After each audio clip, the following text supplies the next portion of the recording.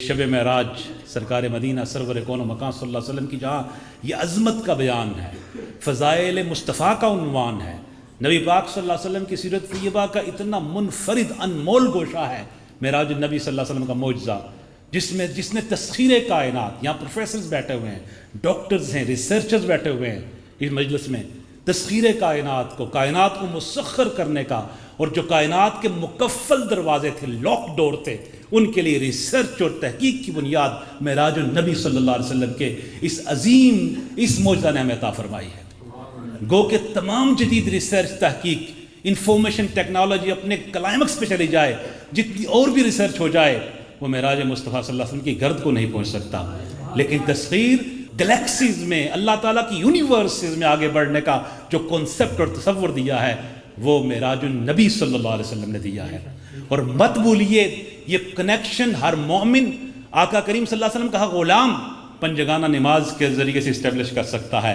جس کا جتنا رابطہ ہوگا وہ اتنے ہی انوارات کو اخذ کر سکے گا، وہ اتنی ہی برکتوں کو سمیٹ سکے گا، وہ اتنی ہی بلیسنگز کو لے سکے گا، وہ اتنے ہی نور کو جذب کر سکے گا، اس پر اتنے ہی راز منکشف ہوں گے، اس پر اسی انداز میں اس کے سامنے سے پردے ہٹ جائیں گے، حجابات مرتفع ہو جائیں گے اور نور و کرم کی برسات ہو جائے گی۔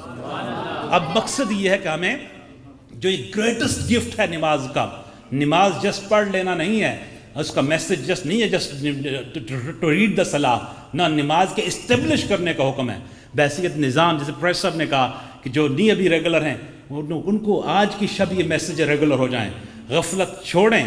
فرض تو بہر صورت ادا کرنا ہے، واجب تو بہر صورت ادا کرنا ہے، آپ سنن اور نوافل اللہ تعالیٰ توفیق دے ہر ایک کو آج کی شب کی برکت سے کہ شب بیدار بن جائیں، تہجد گزار بن جائیں، پچھلی راتی رحمت رب دی کرے بلند آوازہ، بخشش منگن والیاں کارن کھلا اے دروازہ۔ وہ رحمت رب جب پیغام دیتی ہے اٹھ کے اس کی بارگاہ میں حاضر ہوں۔ یہ صوفیوں کی مجلس ہے، درویشوں کی مجلس ہے، مستوں کی مجلس ہے، الستوں کی مجلس ہے۔ لوگ جب کعبۃ اللہ کی طرف اس ڈائریکشن میں آپ تکبیر تحریمہ کہتے ہو، آپ کے باطنی رابطے اسٹیبلش ہو جانے چاہیے۔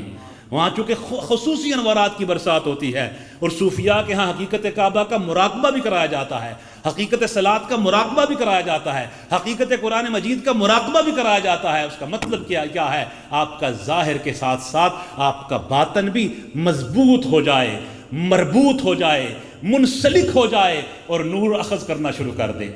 اس میسج پہ مزید گہرائی کے ساتھ سوچنا ہوگا۔ آج کا میسج یہی ہے، نماز کے اسٹیبلش کرنے کا۔ نوجوان بچیوں کو میسج دینا چاہوں گا، نماز ہے تو سب کچھ ہے۔